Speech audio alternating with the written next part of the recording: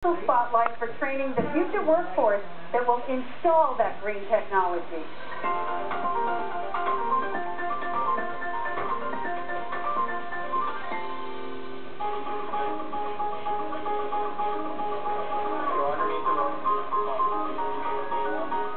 You have the nuts?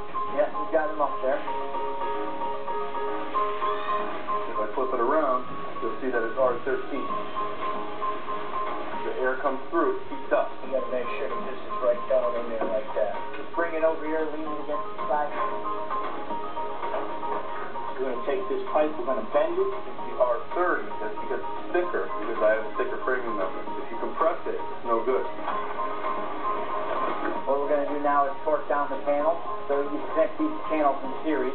Ground zero for the future green workforce here at New Britain's Goodwin Tech. You always want to try to stay one step ahead of the installer on the roof, have the equipment they're going to need when they need it. Sit up. Where it's hands-on for students learning about the latest in green building techniques. We're going to insulate the Eco House with different kinds of insulation, like foam or spray. It's really nice to work with. It's a really good product, but to cut it up and put it into the base takes a little bit more time. You can do all the bookwork and you do all the talking and speaking you want, but getting the hands-on is the most important part. It's been a great experience for me. You know, every time I come to shop, I'm always asking my teacher. We worked in the greenhouse, when we're going to put the PD panels up. So you get the next panel, set it up, ready to go up. Was that your first panel on the roof? Very nice. Good feeling, huh?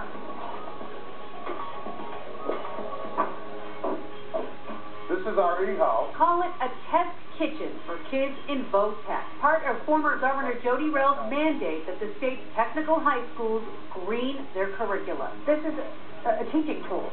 Correct, and that's why we were enabling the students to see the new construction style versus the old construction style. Back before they used to use all these kinds of insulation, they actually used to use packing peanuts. This right here actually does create an R value. The air needs to get up to the attic and out of the ridge vent up top. When you guys put it on there, the air can flow, and I can push insulation up against it. Just got bigger and bigger to where we started with our architectural drafting department and then included carpentry, electrical, HVAC, plumbing, and heating. Use your basin wrench. And then it just exploded to where we felt we needed a building. These are wire clips that go underneath. It started as one e-house. Put the meter on the negative and positive. See what we got for voltage. Thanks to grant money from the state's Energy Efficiency and Clean Energy Fund, now 5 are in full-blown construction mode. They're actually starting to install solar PV and solar thermal panels today. The panels are going up today? Yeah, and those... On the grand tour today, Technical High School Superintendent Patricia Saccone. Yeah, it's actually air-to-air heat pump to actually heat and cool the building. Take a look at what you're doing. And on site, supervise that the solar panels are installed to spec. You go right through the rail. Future employer Bruce Angelosic. Hold the ratchet to the top of the hole. Do you feel comfortable with that? They've been able to see the kids work, and it's a great opportunity for them to show their skills, and yes, they could walk right out of here into a job. We didn't have this when I went to school. The most important thing is making sure that the next workforce for Connecticut is from Connecticut as well. Because of this e-house, word is getting out that Connecticut is truly cutting edge when it comes to teaching green buildings to its future workforce.